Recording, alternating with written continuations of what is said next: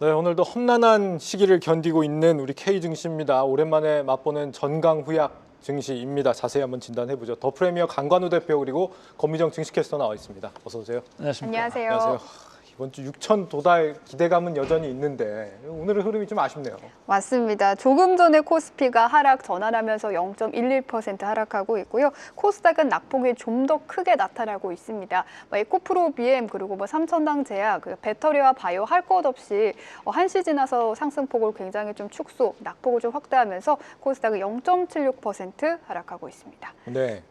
이게 좀 처음부터 이렇게 실망을 시킬 거면 처음부터 그냥 빠져있지 왜 처음에는 좋다가 이게 후반으로 갈수록 빠질까요? 하느님도 모르는 게 이제 주식 왔다 갔다 하는 건데 예. 기본적으로 이제 외국인들이 좀 코스피를 좀 계속 아침부터 팔더라고요. 네. 그리고 선물 쪽에서도 계속 밀고 있어가지고 최근에 양상을 보면 이제 ETF를 통해서 증권사로 들어오는 기관 이제 투자금이 없으면 이렇게 이제 외국인이 팔 때 받아주는 매수 주체가 약해지다 보니까 그런 건데 네. 오늘은 개인들이 팔고 항상 개인들은 외국인의 반대편에 가 있습니다. 그러니까 네. 외국인이 판다, 그럼 개인들이 살 수밖에 없어요. 근데 외국인이 사잖아요. 예. 개인들이 다 팔고 있어요. 그러네요. 근데 이제까지는 그런 전략이 엄청 먹혔어요. 시장이 계속 불장했잖아요. 올라오다 보니까 중간에 조정이 있는데 네. 조정이 있을 때마다 외국인들이 막 팔 때 어떻게 돼요? 금방 말씀드린 대로 개인이 강제적으로 사게 되잖아요. 예. 근데 장이 다시 올라가니까 그 다음 날이라면 또 해피한 날이 되고 했었는데 오늘은 조금 양상이 좀 바뀐 이런 느낌이라 조금 깨름직합니다. 그래도 이번 주 6천 기대하시나요? 돌파 가능성이 있다고 보시나요? 이제? 뭐 이제 엔비디아 실적 발표가 곧 있지 않겠습니까? 예. 이제 그게 이제 분수령이 될 거다. 저는 이제 이렇게 생각을 하고 있어요. 근데 엔비디아에서 만약에 조금 삐그덕하는 느낌이 난다. 가이던스가 좀 시원찮든지 영업이익률이나 뭐 GP 마진, 우리가 매출 총이익률이라고 하죠. 거기서 조금 시원찮게 나오면은 우리 시장에 조금 영향을 줄 수도 있겠다. 그 정도로 우리 시장이 막 거의 베스트 시나리오로 지금 달려오고 있지 않습니까? 예. 지금 보면은 뭐 노무라에서도 계속 주가 올리고 삼성전자와 하이닉스만 좋아하는 게 아니라 뭐 시장 자체도 막 이렇게 저렇게 타겟을 막 올려버리니까 말이죠. 근데 예.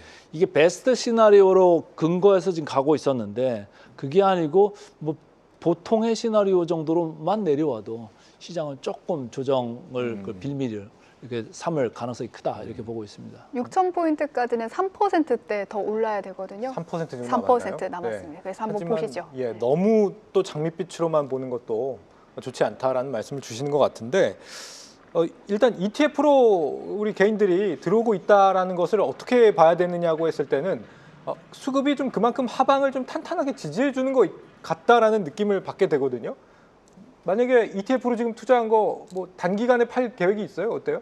저는 반도체 ETF를 보유하고 있다면 주변 지인에게는 한 6월까지는 조금 지켜보고 6월에 조금 판단을 해보는 게 낫지 않겠느냐 이런 거를 조금 이야기를 하고 있는데 ETF로 단타를 하는 사람은 많지는 않을 많지는 않을 거라고 것 생각해요. 같고. 그럴 거면 그냥 종목으로 하겠죠? 네. 근데 이제 저는 타이밍으로 봤을 때 금방 우리 이제 말씀하신 게 6월 말씀하셨잖아요. 근데 예. 저는 이제 일단 4월 초에 더 삼성전자의 이제 잠정 실적이 나오지 않겠습니까? 그러면 그거 보고 1차적으로 판단을 하고 두 번째는 한 2주 정도, 3주 정도 안에 SK 하이닉스가 이제 4월 한 중순 그 전후로 해가지고 아마 실적이 나올 겁니다. 예. 그때를 보면 여기서 더 좋아지는 시나리오가 이제 좀 슬로우하나 아니면 여기서 정체되나 이런 거를 이제 보면서 그때 1차적인 판단을 할 것 같다. 그리고 한 번 더는 이제 한번 7월 초에 가면은 다시 잠정 실적이 나오겠죠. 근데 제가 볼 때는 7월보다 6월보다는 더 빨리 결정을 하시는 게 좋을 것 같다라는 생각입니다. 예. 벚꽃 떨어질 때 반도체 ETF를 다시 한번 생각해보자. 예.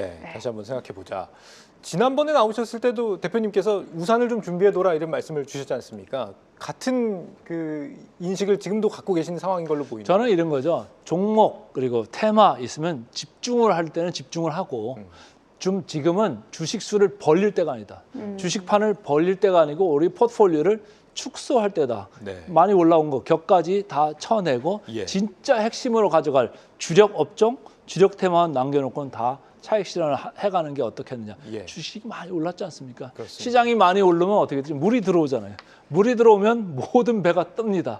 근데 어느 게 좋고 어느 게 나쁘고 이게 별로 없이 지금 막 떴잖아요. 맞습니다. 그런데 물이 어느 순간에 좀 들어오는 유입량이 적다. ETF의 유입이 적다라고 할 때는 누가 안 좋은 회사인지 금방 이제 표시가 나거든요. 그런 걸 좀 대비할 이제 타이밍이 아니겠느냐 이렇게 보고 예. 있습니다. 실제 오늘 이달 중순까지 수출 데이터가 나왔는데 반도체는 뭐 130% 넘게 늘었지만 비반도체 부분은 전반적으로 크게 늘지 않은 모습을 볼 수 있는데 이 반도체 섹터에는 그래도 여전히 기대를 가져볼 만한 것 같거든요. 지금 시점에서의 추격 매수도 생각은 해봐도 괜찮습니다. 저는 뭐 이제 가지고 있는 분들은 너무너무 해피한 거고 우리 이제 막 미소를 띠시는데 가지고 있는 분들은 이제 해피한 거고 권미정 안 캐스터가, 가지고 계신 분들은 이제 분할 매수로 이렇게 좀 따라가시는 게 아니냐 아니면 전 재산을 지금 였다가 왕창 집어넣는 이런 거는 좀 좋지 않다 이런 얘기죠. 예. 왜냐하면 아까도 제가 시장을 말씀드릴 때 베스트 시나리오에 근거한 지금 랠리를 보였다. 거의 근접한 랠리인 거죠. 근데 만약에 조금이라도 삐끗하면은 전재산을 넣는데 잠을 주무실 수가 있을까요? 그러니까 조금씩 뭐 조정시마다 하는 그런 정도로 이제 임하시는 게 낫고 지금 지수가 벌써 밑에부터 100% 이상 올라왔잖아요. 지난 1년 동안. 근데 여기서 다시 전 재산을 다 집어넣어 가지고 여기 뭐 7천, 8천에 배팅을 하는 거는 조금 무모할 수 있다라는 얘기예요. 근데 최근에 보면은 삼성전자가 많이 올라왔으니까 삼성전자를 주변에서 만약에 이거 사야 돼? 말아야 돼? 이러면은 아유 많이 올라왔잖아. 그런데 주가는 계속 가잖아요. 예. 척지는 사람들도 나오더라고요. 그럼 원수한테는 추천을 하면 되겠네요. 지금 상황에. 주가가 계속 오르잖아. 네. 더 사 이렇게 하는 이제 싫어하는 사람한테는 네. 좀 더 사세요. 아이고, 감사합니다. 지금 이 농담이에요. 네네네. 이 자동차 섹터 같은 경우는 오늘 보면은 자동차 수출이 관세 타격을 확실히 좀 받고 있는 것 같습니다. 자동차 수출 마이너스 26%, 자동차 부품도 마이너스 20% 수출이 좀 감소하고 있는데요. 그런데 오늘 현대차 주가는 좋거든요. 피지컬 AI 기업 투자에 좀 주목을 하는 것 같습니다. 필드 AI라는 기업에 이 투자를 했다는 것 같아요. 이 네. 스타트업인 것 같던데 맞습니다. 이게 어떤 의미인가요? 이게? 필드 AI는 로봇을 제어하는 AI 소프트웨어, 그러니까 로봇의 뇌를 연구하는 곳이에요. 현대차가 보스턴 다이내믹스를 가지고 있어서 하드웨어, 몸집을 만드는 데는 영향이 세계가 탑인데 이를 운용하는 소프트웨어는 조금 부족했습니다. 근데 이번에 소프트웨어까지 투자를 해서 역량을 키우겠다는 거고요. 네. 그래서 이미 보스턴 다이내믹스의 로봇계 유명했잖아요. 이 로봇계에 필드 AI의 파운데이션 모델, 즉 스스로 생각할 수 있는 소프트웨어가 이미 들어가 있다고 합니다. 그래서 이 필드 AI에 투자를 한 것으로 보이고요. 그동안 현대차 로봇 생태계는 파운데이션 모델은 구글의 딥마인드가 담당을 했고 보스턴 다이내믹스는 로봇을 제작했고 현대차는 뭐 생산과 유통 AS를 담당하는 생태계를 가졌는데 현대차가 로봇삽을 완성했느냐의 기준이 이 파운데이션 모델을 독립적으로 완성했는가로 갈린다는 얘기도 나오고 있었거든요. 네. 그래서 이번에 이 소프트웨어를 좀 더 함양시키는데 투자를 했다. 이렇게 해석하시면 되겠습니다. 감사합니다. 대표님, 지금 시총 상위주 중에 살아남은 게 삼성전자하고 현대차뿐이거든요. 네. 근데 피지컬 AI 뭐 대명사가 현대차다 이건 알겠는데 펀더멘털이 지금 약화가 되고 있지 않습니까? 그러게요. 이런 지금 상황에서 어떻게 봐야 되나요? 아주 희한하죠. 예. 지금 수출은 좀 줄고 있고 미국에서는 또 관세 또 올린다고 하고 있고 그런데 이제 수출이 준다고 하는 것은 미국 현지에서 생산하는 포션을 늘리면 되는 거거든요. 그러니까 전략적으로 그렇게 대응을 했다 이렇게 읽으시면 돼요. 당연히 수출이 줄을 수밖에 없는 그런 이제 관세 지금 미국의 이제 여파가 현대차 그룹에 전체적으로 이제 적용되고 있는 거고 앞으로도 그럴 가능성이 큰 거죠. 추가적으로 뭐 이렇게 15%더 올린다고 할 때는 현지 생산을 더 올릴 가능성이 크다. 그래서 앞으로 현지 생산은 계속 비중이 늘어날 수밖에 없는 현대차 아니겠느냐 이런 거고. 그런데 공교롭게도 펀더멘탈하게는 좀 안 좋아지는데 주가적으로는 그렇지 않지 않습니까? 지금 로보틱스에 대한 이제 기대감이 계속 올라오고 있는 거고 우리가 이제 현대차를 산다, 현대차를 뭐 좋게 본다라고 할 때는 기존의 완성차가 아니고 이제는 그 로봇 플랫폼을 가질 이런 이제 현대차 그리고 계속적으로 그룹에서 지금 뭔가 액션을 보여주면서 금방도 우리 말씀하셨습니다만은 회사를 샀잖아요. 지분 투자를 하고 또 CEO를 또 영입을 하고 뭘 한다 하는데 지금 액션들이 계속 일어나고 있다라는 걸 봤을 때는 우리가 이제 현대차는 앞으로는 그 로보틱스의 플랫폼 회사 지분을 산다 이런 생각으로 이제 임하시면 좋을 것 같습니다. 성장주로서 괜찮은 종목들을 지금 들어가 보는 거는 괜찮습니까?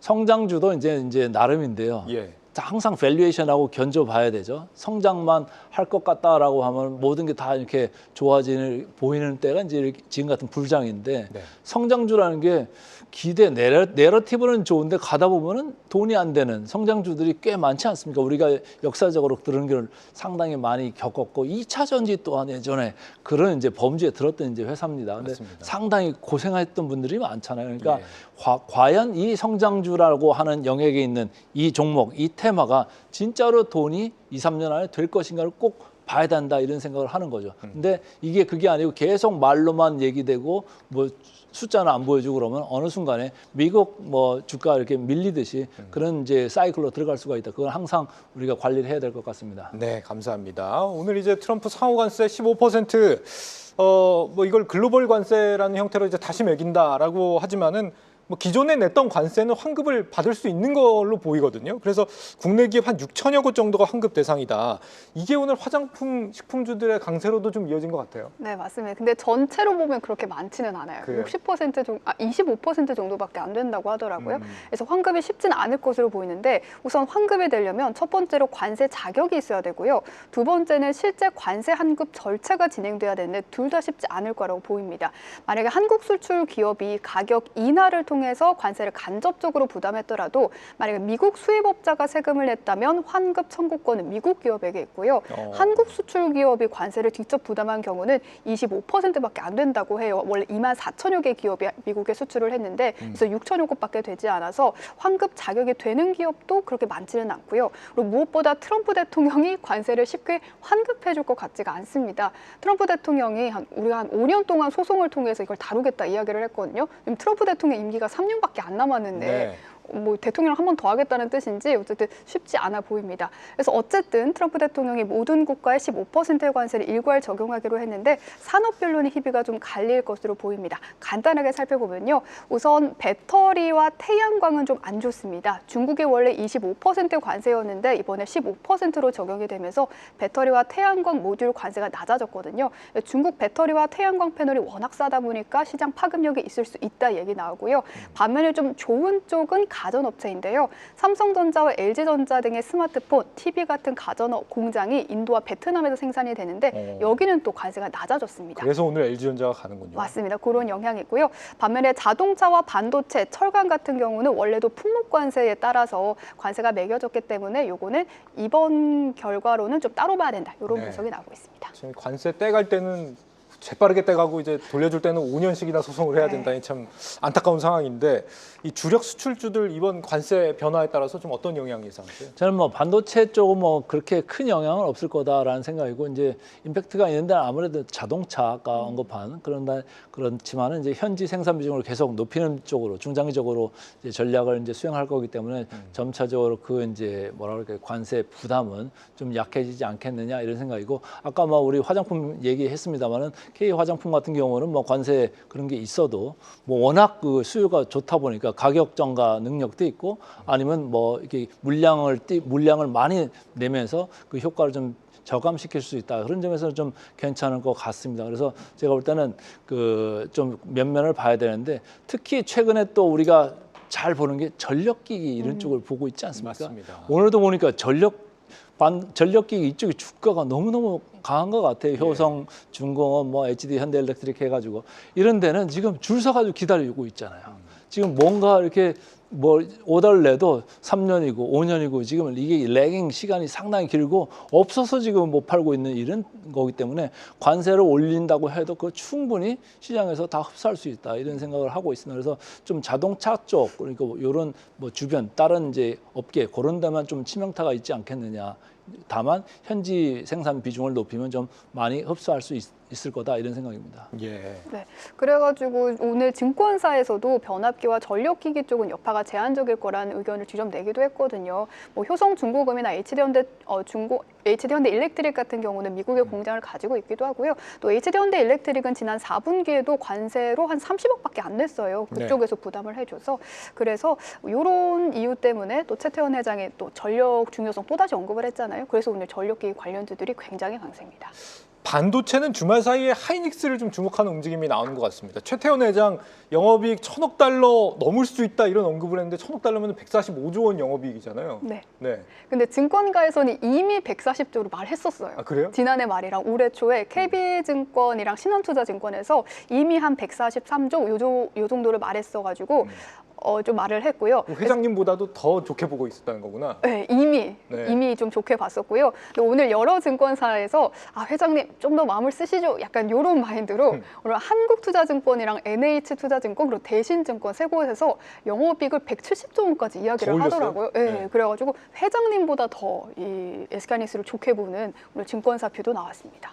이제는 이 영업이익 전망이 자꾸 올라가니까요. 적정 주가를 얼마로 우리가 놓고 투자를 해야 될지. 그러니까 자고 일어나면은 뭐 계속 영업이익이 상향 조정되다 보니까 두 회사가 영업이익 합산이 뭐 300조를 넘었습니다라고 한 게 지금 얼마 안 됐거든요. 네. 근데 지난주에 제가 이렇게 조사해 보니까 벌써 310조가 넘어갔어요. 지금 또 말씀하신 그런 증권사 수치를 다시 업데이트를 한다고 보면 더 넘어갈 수도 있겠네요. 그래서 어쨌든 SK하이닉스가 됐든 삼성전자가 됐든 지금 계속 이제 영업이익을 상향하고 있는 이런 추세인데 말이죠.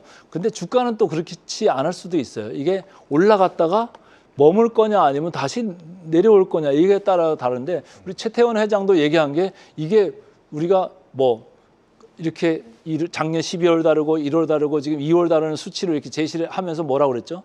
반대로도 그렇게 될 수 있습니다. 1,000억 달러 하락 손실을 예. 볼 수도 있다. 무섭습니다. 손실을 볼 수도 있다. 무슨 얘기예요? 사이클을 얘기하는 거거든요. 예. 그래서 주식으로 볼 때는 여기까지 다 올라가서 여기 머물 거다라는 생각으로 하시면 안 되고 올라가서 다시 내려올 수도 있으니까 이거를 다 감안해서 보자 이 생각을 좀 하면서 주식을 임하시는 게 어떤가 이런 생각입니다. 네. 네. 오늘 지금 미래에셋 생명하고 두산 같은 종목들 지금 급등하는 모습입니다. 미래에셋 생명은 오늘 상한가를 가기도 했는데요. 자사주 비중 높은 종목들이라고 하더라고요. 오늘 이 3차 상법 개정안 이번 주 안에 빠르면 통과가 될 수 있을 걸로 보이는데요. 사실 이미 좀 어느 정도 선반영도 돼 있기 때문에 이 통과를 전후해서 우리가 좀 따져볼 부분이 있을까요? 저 같으면 통과했다 그러면 저는 셀 온 뉴스 하겠어요. 그렇겠네요. 예, 많이 올랐잖아요.